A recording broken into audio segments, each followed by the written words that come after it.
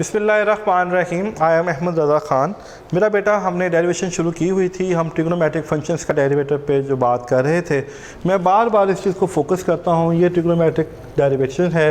Sign का derivative cos X, cos का derivative minus sine X, tan का secant square X, secant का secant into tan X, cosecant का minus cosecant into cot X और cot का minus cosecant square X. फिर in the previous lectures के अंदर मैंने बाकायदा इनके प्रूफ भी करवाए। तकरीबन सभी प्रूफ हुए हैं कि किस तरह हम इसको ये प्रूव कर सकते हैं। अगर कोई आपसे पूछ ले कि ये साइन का डेरिवेटिव कोस ही क्यों होता है या कोस का डेरिवेटिव माइनस साइन एक्स ही क्यों होता है, तो हम with the help of definition of derivation इसको प्रूव कर सकते हैं। फिर इन प्रीवियस लेक्चर हमने ये बातें भी की कि कांस्टेंट ज़ीरो होता है, x with respect to x one होता है। अगर वेरिएबल के साथ कोई कांस्टेंट आ जाए हम उसको बाहर निकाल लेते हैं। फिर पावर रूल हम इसे बोलते हैं, प्रोडक्ट रूल बोलते हैं, क्वोशिएंट रूल बोलते हैं। हमने इसका इस्तेमाल किया। फिर ट्रिग्नोमेट्रिक फंक्शंस के अंदर सारे रूल इस्तेमाल होते हैं। अभी हमारा इंशाल्लाह ताला नेक्स्ट टॉपिक्स के अंदर हमने इन्वर्स ट्रिग्नोमेट्रिक फंक्शंस को स्टडी करनी है। उसके अंदर भी सारे के सारे रूल्स यही होंगे इंशाल्लाह ताला, हम उसको भी देखेंगे। अब हमने एक्सरसाइज 2.5 शुरू की हुई थी। हम उसके क्वेश्चन नंबर 9 तक पहुंच चुके हैं। तो question number 9 is very very important question है। वो कहता है d Y over D x मालूम करो अगर आपके पास एक्स और वाई ये स्टेटमेंट है। अगर आपके पास x एंड y जो है वो ये स्टेटमेंट है, हमें इसको देखना है। चलो जी स्टार्ट करते हैं। देखिए स्टेटमेंट हमें बता रही है कि x के साथ t इन्वॉल्व है, y के साथ भी t इन्वॉल्व है। जब भी दो वेरिएबल x और y के साथ कोई तीसरा वेरिएबल थीटा आ जाए, t आ जाए, s आ जाए, कुछ भी आ जाए, तो इसका मतलब है कि हम ऑटोमेटिकली चेन रूल की तरफ जा रहे हैं। तो मेरा बेटा ये छोटी छोटी बातें हैं, ये आपके ज़हन में हर सूरत होनी चाहिए कि अगर ये सवाल की स्टेटमेंट है तो हमें क्या करना है। सबसे जो सवाल की खूबसूरत चीज़ होती ही यही है कि जब आपके सामने सवाल आए आपको फ़ौरन सवाल को देखते साथ पता होना चाहिए कि हमें क्या करना है। तो लेट्स स्टार्ट। हमारे पास यहाँ पे t है, इसे हम करते हैं differentiations with respect to t। ये बड़ी इंपॉर्टेंट ये है, ये स्टेटमेंट है, ये हर सवाल में लिखनी है। हर सवाल में आपको ये बताना है कि आप किसी के साथ क्या कर रहे हैं। मुझसे अभी लास्ट टाइम कोई पूछ रहा था कि सर डेरिवेटिव का ज़िंदगी के अंदर क्या ताल्लुक है। डेरिवेटिव का ज़िंदगी के अंदर बहुत गहरा ताल्लुक है। देखें हम दो तरह की बात करते हैं। हम कहते हैं डिपेंडेंट एंड इंडिपेंडेंट वेरिएबल। मैंने डेफिनेशन शुरू में बताई।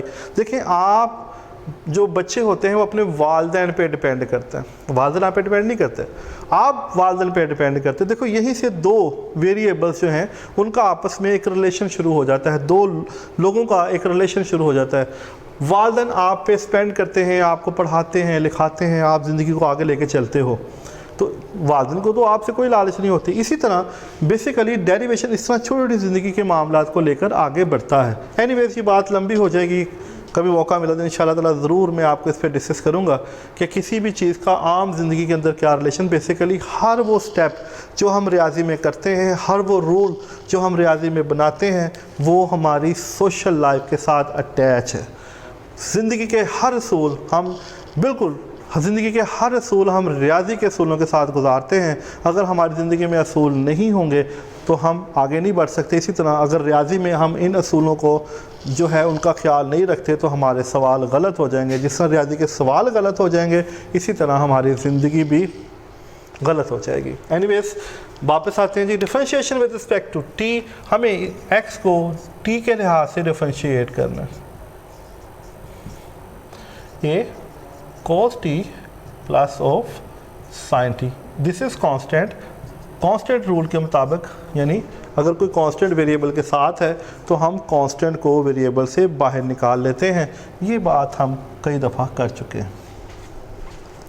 बार बार आपको सिर्फ याद दिलाने का मकसद ये होता है मेरा बेटा कि क्योंकि इनकी एप्लीकेशन बार बार आप करोगे तो ये आपको याद रहेंगे। अगर आप इसकी एप्लीकेशन नहीं करोगे तो ये आपको बहुत तेज़ी से भूल जाएंगे।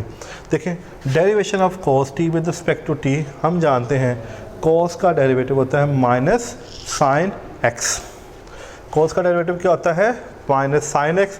ये इसलिए लिखने का मकसद ये है कि मेरा बेटा मैं आपको बार बार दिखाऊं ताकि आपको याद रहें। देखें cos का डेरिवेटिव आ जाएगा माइनस साइन टी, वहाँ पे एक्स है क्योंकि वहाँ पे हम एक्स के लिहाज से बात कर रहे हैं।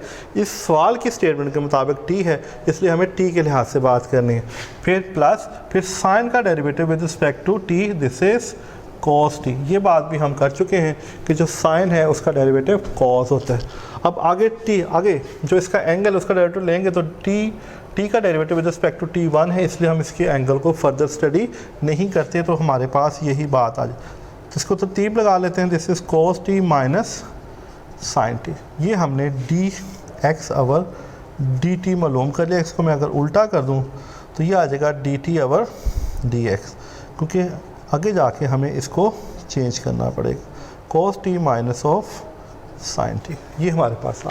अब इसकी दूसरी स्टेटमेंट है जी इसी तरह same, differentiations with respect to t, this is d y over d t. D y over, sorry मैंने यहाँ पे एक्स लिख दिया, this is d y over d T.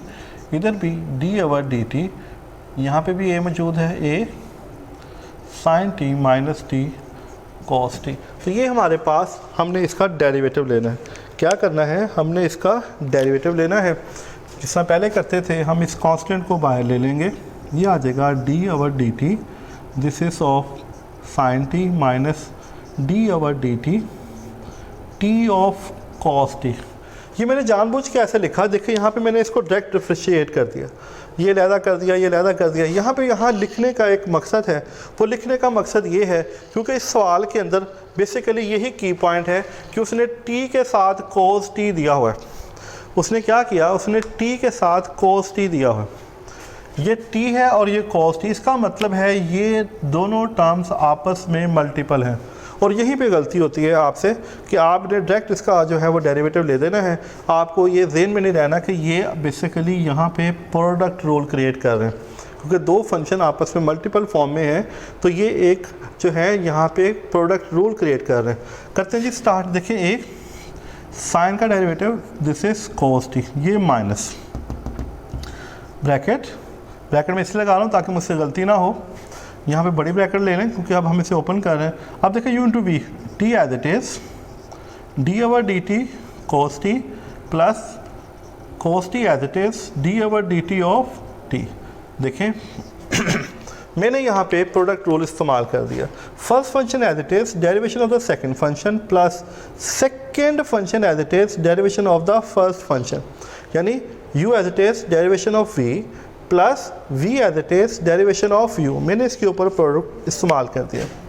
a as it is ये इसी तरह रहेगा, this is cos t minus, देखें t, अब cos का derivative minus sin t, cos का डेरिवेटिव माइनस साइन। ये बात भी हम अच्छी तरह जानते हैं कि cos का डेरिवेटिव माइनस साइन होता है। फिर plus cos t as it is, t the derivation with respect to t is 1। जो cos का डेरिवेटिव है विद रिस्पेक्ट टू, यानी x का derivative with respect to x, ये हमेशा 1 है। अगर यहाँ पे t आ जाए तो वेरिएबल के चेंज होने से रूल चेंज नहीं होगा, वो वही रहेगा।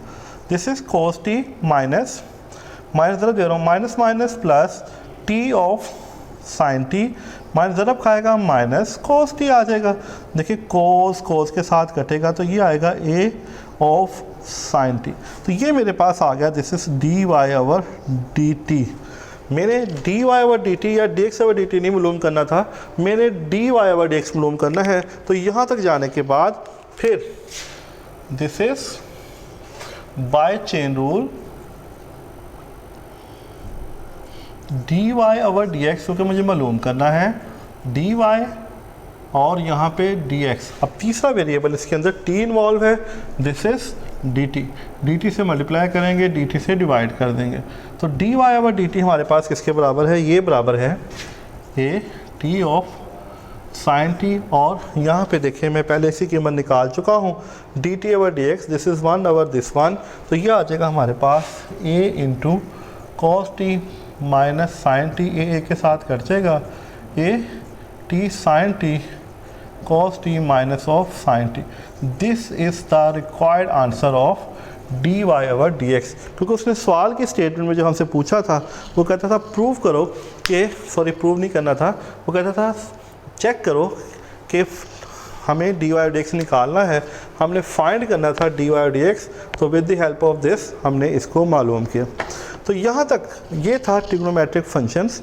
अब हमें थोड़ा सा आगे बात को बढ़ाना है, इंशाल्लाह नेक्स्ट लेक्चर में हम देखते हैं कि हम उसमें क्या कर सकते हैं। तो मेरा बेटा ना सिर्फ आपको ये 6 के 6 फार्मूले याद करने हैं, ये 6 रूल्स याद करने हैं। अभी मैं थोड़ा सा आगे बढ़ूंगा, जो मेरा अगला टॉपिक है इस ट्रिग्नोमेट्रिक इन्वर्स फंक्शन, उसके भी इसी तरह फार्मूलाज हैं।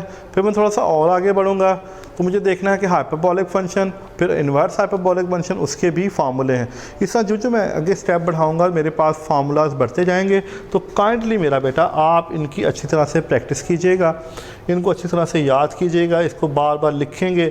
जब आप ज़बानी इनको सवालात के अंदर यूज़ करेंगे तो ये ऑटोमेटिकली आपको याद होना शुरू हो जाएंगे। वैसे आप जितनी मर्ज़ी एफ़र्ट कर लें ये आपसे भूल जाएंगे। तो मेरा बेटा नेक्स्ट टॉपिक तक के लिए इजाज़त दें, इंशाल्लाह अगले लेक्चर मुलाकात होती है। अल्लाह हाफ़िज़।